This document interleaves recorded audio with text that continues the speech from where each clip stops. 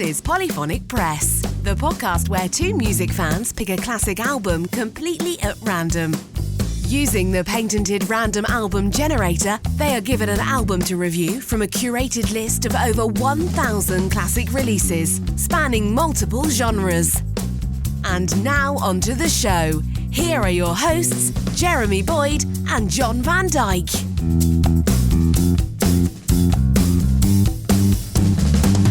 Hey, welcome to Polyphonic Press. I'm Jeremy Boyd. I'm John Van Dyke. And let's not waste any time here. We've got the random album generator right in front of us here. So let's hit the button and see what album we're going to be listening to this week. And the album we're going to listen to is Bob Dylan, the Freewheeling Bob Dylan. Oh, okay, cool. All right. I'm pretty sure this is this his first album? I think it's an early one. I can't remember if it's the first. Okay, so this is his second album. Okay, so so this was produced by a guy named Tom Wilson, who produced a lot of his stuff, as well as John Hammond. Released on Columbia Records on May 27th, 1963. Considered folk and blues, and I think it's just Bob Dylan and a guitar. I think there's a few people playing drums and bass, but it's mostly just Bob. This is before he went electric.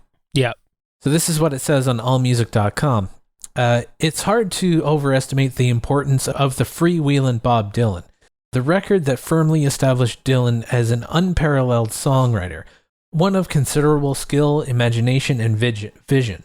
At the time, folk had been quite popular on college campuses and bohemian circles, making headway onto the pop charts in diluted form. And while there certainly were a number of gifted songwriters, nobody had transcended the scene as Bob Dylan did with this record. There are a couple very good covers with Karina Karina and Honey Just Allow Me One More Chance, but they pale with the originals here. At the time, the social protests received the most attention, and deservedly so, since Blowin In The Wind, Masters of War, and A Hard Rain's Gonna Fall weren't just specific in their targets. They were gracefully executed and even melodic. Although they've proven resilient through the years, if that's all Freewheelin had to offer, it wouldn't have had its seismic impact. But this also revealed a songwriter who could turn out whimsy in Don't Think Twice, It's All Right, gorgeous love songs, Girl from the North Country, and cheerfully absurdist humor, Bob Dylan's Blues and Bob Dylan's Dream, with equal skill.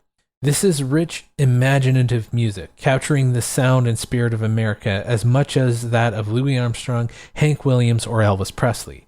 Dylan, in many ways, recorded music that equaled this, but he never topped it. So this is a classic among classic albums. Yeah. So if you're, I want to encourage anybody who's listening to listen along with us. So we're going to listen to the first side of the album, and then we'll listen to the second side. So the first side of the album ends with A Hard Rain's Gonna Fall. So if you're listening along, and I've linked the album on Spotify, so you can listen along with us. So you can pause the show and listen with us. And so we're going to get started here. The first song on the album is Blowin In The Wind. Okay. So here we go. Here's the first song on the album called Blowin In The Wind.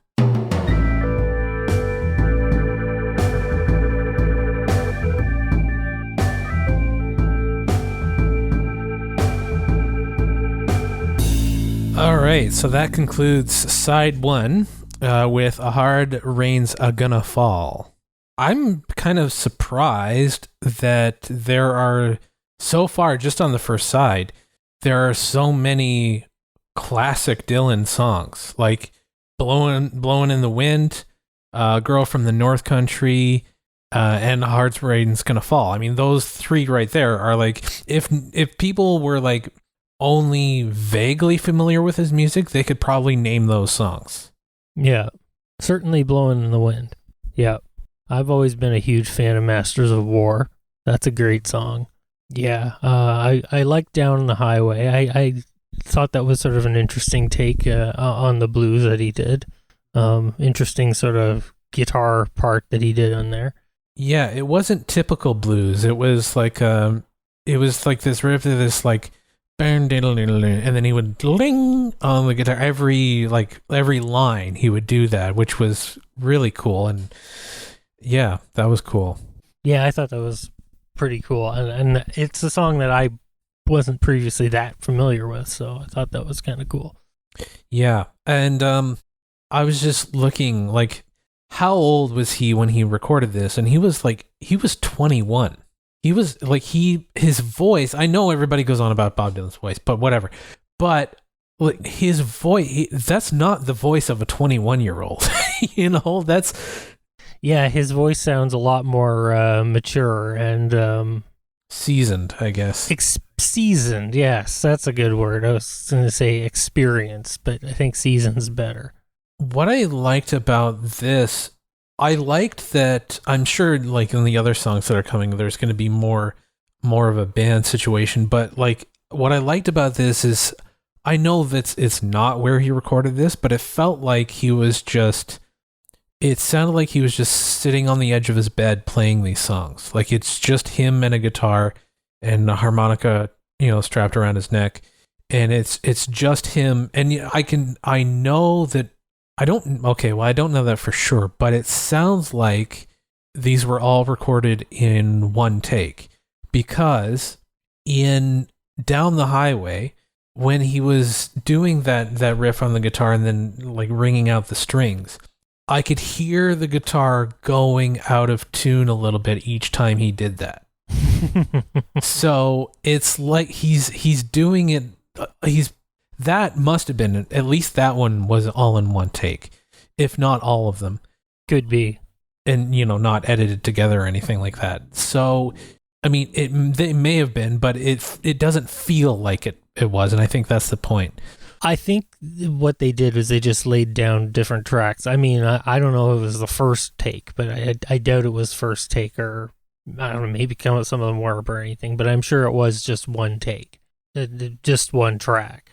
These songs, I don't think there was a lot of extra, cutting and splicing in the going on in the production of this particular record. No, I mean, because all it is, like, all you want to hear is just him and a guitar. I mean, that's all it is, really. And so yeah, it feels like he's just, sitting in his house, with a cup of coffee and just, playing these songs on a guitar just all the way through. Like, it sounds like he's just, I know it wasn't recorded that way, but it sounds like he's just playing the songs, It's just, you're over at his house, you're visiting him, and he's just playing them in front of you. So that's really cool, because I've listened to Bob Dylan a lot, but I haven't really heard him this way, which is sort of like, I've listened to a lot of the later stuff, like obviously the like Blonde on Blonde and Highway 61, where the production sort of got a little more elaborate, but I've never really listened to a lot of the early stuff. So it's cool to hear this guy that I've listened to a lot, just that sort of intimacy, and just like, oh, we got to listen because he's going to tell us something, that kind of thing. Yeah, I agree. Yeah, it's funny. I've definitely seen the record around and I never thought to pick it up. I don't know why. Yeah. I think maybe it's one of those things where you appreciate as you get older. Maybe. Whereas, yeah, okay, Highway 61, it's a fun rock album. It's got some interesting lyrics, but then you don't move away from that, but you go, okay, so what else is there? And so you start expanding, and, you eventually get to the early Dylan, where it's just him. So yeah, it's very interesting to hear that sort of context. But anyway, I guess we'll move on to the second side of the album. And this is a song that I am familiar with as well, another classic. It's called Don't Think Twice, It's All Right.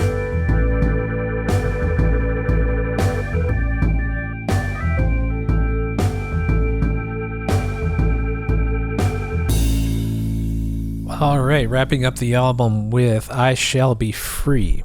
Very interesting album. Yeah, the second side was definitely a little bit, I think it was a little bit more experimental. Yeah, a little more experimental, a little lighter, I guess, in terms of the subject matter he's singing about, a little more sense of humor. Yeah, I think the second half is, where he was sort of maybe testing out ideas or something like that. Exactly. Yeah, I feel like a lot of the songs were just kind of stream of consciousness, like the last one, I Shall Be Free, and talking World War III blues, just sort of writing whatever comes to mind. You know, they're not really about anything, just kind of whatever thought pops into his head. That's what they're all about, the thought process. Yeah. Yeah. I wonder, like, given like what we know about Dylan now, but people, I know this is considered his, like, well, everybody always cites kind of the Freewheeling Bob Dylan. Everybody says that this is his best album.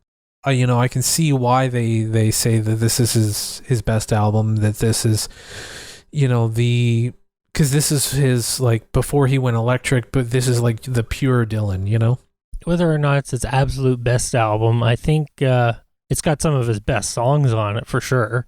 But yeah, as far as his best album, for me, I think Blonde on Blonde is up there with his best albums. I like that period of his stuff. It's a very strong second effort too.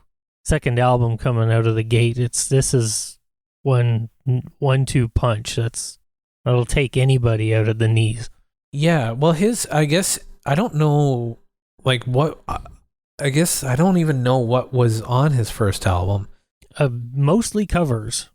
Wow. Okay, and then just from there, he just like bloomed as a songwriter, because the next album is The Times They Are Changing, and that came out a year after this. So he pretty much put out, like, in the 60s, he was putting out an album every year, if not two.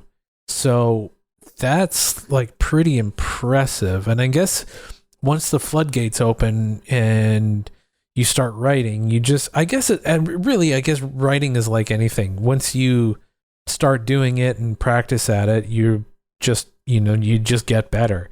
For this to be the second album, and it's already got 3 or 4 classic songs that, most people know, that's really impressive, especially at such a young age. I don't know of another songwriter that could say that.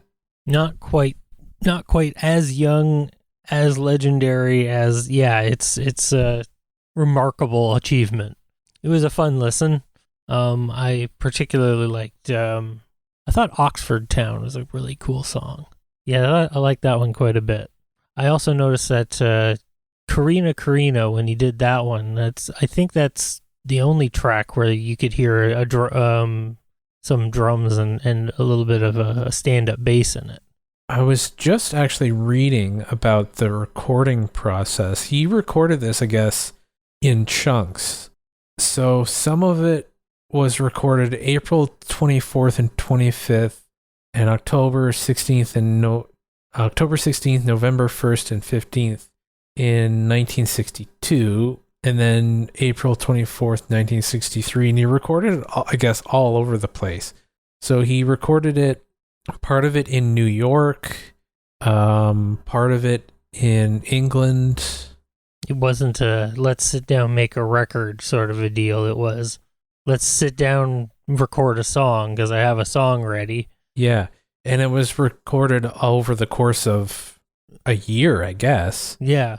Well, I'm thinking when he did the first album, he had original material, but they didn't put it on the first record for whatever reason. And so he had all this extra stuff to put on their second album. When the first album did really well, he thought, well, maybe if I put some of my originals together.